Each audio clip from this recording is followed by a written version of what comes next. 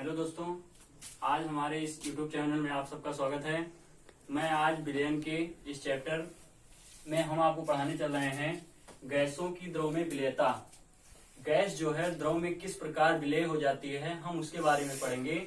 तो इसके बारे में जानने के लिए हमें हेनरी ने एक नियम दिया है जिसे हम हेनरी का नियम कहते हैं। इनका नियम है हेनरी का कि स्थिर ताप पर, ताप क्या होगा, वो स्थिर होगा, ना कि ताप आपका घटता बढ़ता रहेगा। ताप जैसे 100 डिग्री सेल्सियस है तो 100 पर ही। स्थिर ताप पर किसी गैस की द्रव में विलेयता गैस के आंशिक दाब के समानुपाती होता है।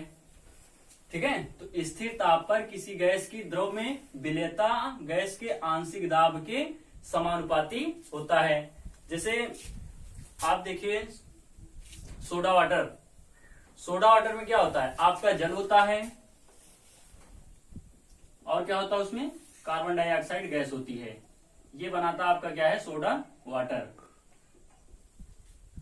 तो इसमें क्या होता है कि इस जल में इस कार्बन डाइऑक्साइड को किस प्रकार से घोला गया है, इनकी द्रव में किस प्रकार से इनकी विलेयता हुई है, तो उसी को जो है इन्होंने एक समीकरण व्यक्त किया है जिसे हम हेनरी का समीकरण भी कहते हैं। तो जैसे देखिए यहां पे आप मान लीजिए इसमें आपका जल है, ये आपका क्या हो गया, जल हो गया, और इसमें आप किसी गैस को विलय करना चाह रहे हैं, मान लीजिए CO2 गैस को। तो इस गैस को इसमें विलय करने के लिए, मिलाने के लिए आपको इसमें दाब देना पड़ेगा। इसकी जो सतह है जल की, उस पर आपको दाब देना पड़ेगा, प्रेशर देना पड़ेगा। तो अगर आप हल्का दाब लगाते हैं, मान लीजिए W1, हल्का दाब लगाते हैं, तो इसकी जो गैस है, गैस के जो कण हैं, ये दूर दूर फैले रहेंगे। क्या होगा, जल में दूर दूर फैले रहेंगे, तो इनकी जो प्रेशर, जो दाब है, वो कम है। और यदि इसी बेड के स्थान पे अगर आप यहां पे, ये तो आपका जल हो गया, इस जल में ये जल की सतह हो गई। अब इस सतह पे आप यहाँ पे भार क्या लगा रहे थे आप, W1। अगर यहाँ पे भार हम अधिक मात्रा में लगाएं, W1, W2, W3, 3 प्रकार का अगर हम भार लगाएं, तो इस पे जो होगा, ये जो गैस है ये द्रव में अच्छी तरह से, मतलब पास पास इसके कण आ जाएंगे, ये अच्छी तरह से द्रव में मिल जाएंगे। कार्बन डाइऑक्साइड जो हमारी ये गैस है वो अच्छी तरह से जल में क्या होगी, घुल जाएगी। तो इन्होंने बताया है कि जितना दाब देंगे द्रव पर, हम जितना दाब लगाएंगे, हमारी गैस जो है वो उतना ही उसमें विलय होती जाएगी। तो द्रव के साथ साथ, दाब के साथ साथ इसकी विलेयता भी बढ़ती जाएगी। इन्होंने बताया कि यदि हम किसी गैस को अच्छी तरह से द्रव में मिलाना चाहें तो हमको ज्यादा दाब देना पड़ेगा। जितना दाब देंगे गैस द्रव में उतनी ही विलीन होती जाएगी। तो अगर यहाँ पे दाब अगर हम P लगाएं, दाब यहाँ पे अगर हम P लगाएं,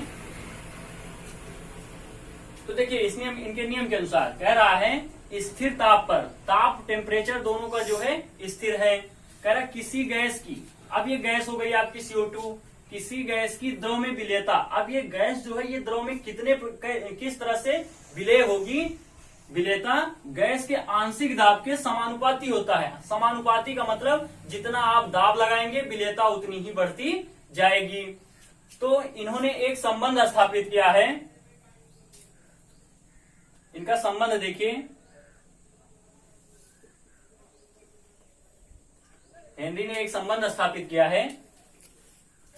तो स्थिर ताप पर गैस की द्रव में विलेयता, तो कह रहा है गैस के आंशिक दाब के समानुपाती होता है। तो यहां पे हम लिखते हैं P, समानुपाते गैस का आंशिक दाब, गैस का आंशिक दाब। अब देखिए नियम के अनुसार स्थिर ताप पर किसी गैस की द्रव में विलेयता गैस के आंशिक दाब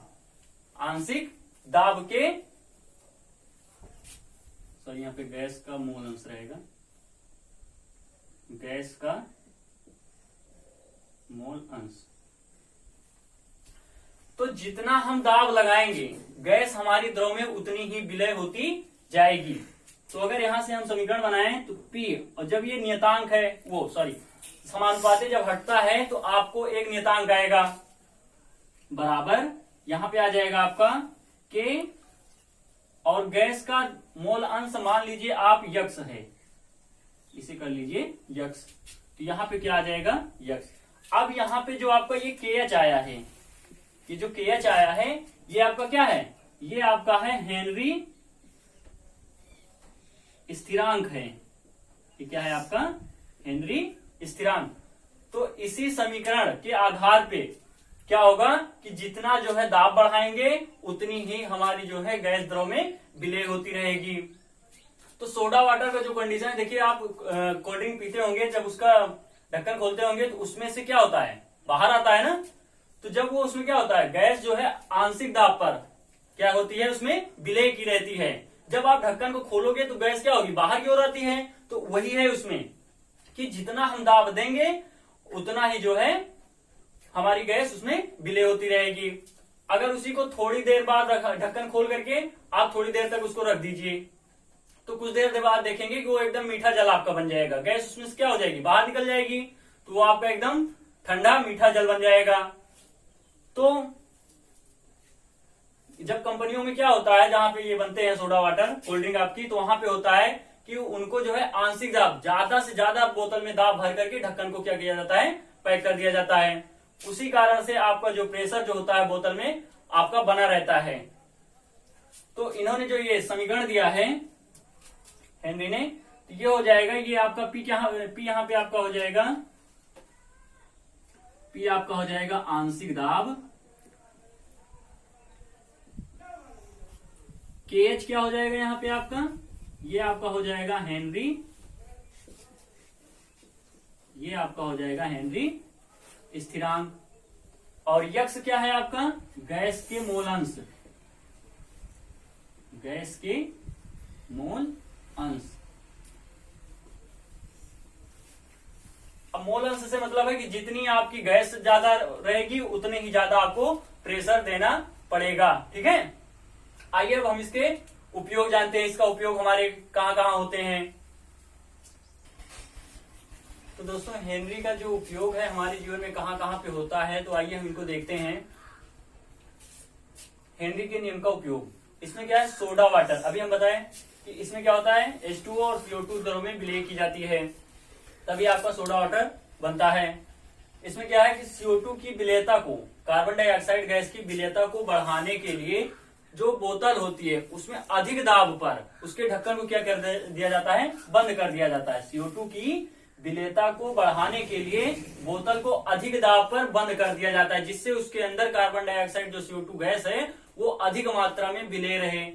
ठीक है, दूसरा उपयोग है इनका, अधिक ऊंचाई वाली जगहों पर, अधिक ऊंचाई वाली जगहों पर जैसे पर्वतारोही पर्वत पर हो गए, जहां पे वहां का क्या होता है, आंशिक दाब जो होता है, वहां पे जो प्रेशर होता है वो सतही मतलब जो नीचे के स्थान है सतही स्थानों से क्या होता है, कम होता है। अधिक ऊंचाई वाली जगहों पर ऑक्सीजन का आंशिक दाब सतही स्थानों से कम होता है, अतः इन जगहों पर जो रहने वाले लोग हैं उनके रुधिर और ऊतकों में ऑक्सीजन की कमी आ जाती है। तो जब ऑक्सीजन की कमी आ जाती है तो उनके अंदर सोचने की जो क्षमता होती है वो कम होने लगती है धीरे धीरे, तो जिससे उनकी क्या होती है, मृत्यु भी होने लगती है। लेकिन उन चीजों से बचने के लिए, जिससे इनके सोचने की क्षमता कम हो जाती है, इसी कारण ये लोग अपने साथ ऑक्सीजन का सिलेंडर ले जाते हैं। पर्वतारोही को देखिए, जब अधिक ऊंचाई पे जाते हैं तो अपने साथ ऑक्सीजन का सिलेंडर ले जाते हैं कि उनको ऑक्सीजन की जो मात्रा है वो कमी महसूस ना हो, ऑक्सीजन उनके पास कम ना हो, वो बराबर मात्रा में बनी रहे, तो इसीलिए ऑक्सीजन का वो सिलेंडर ले जाते हैं।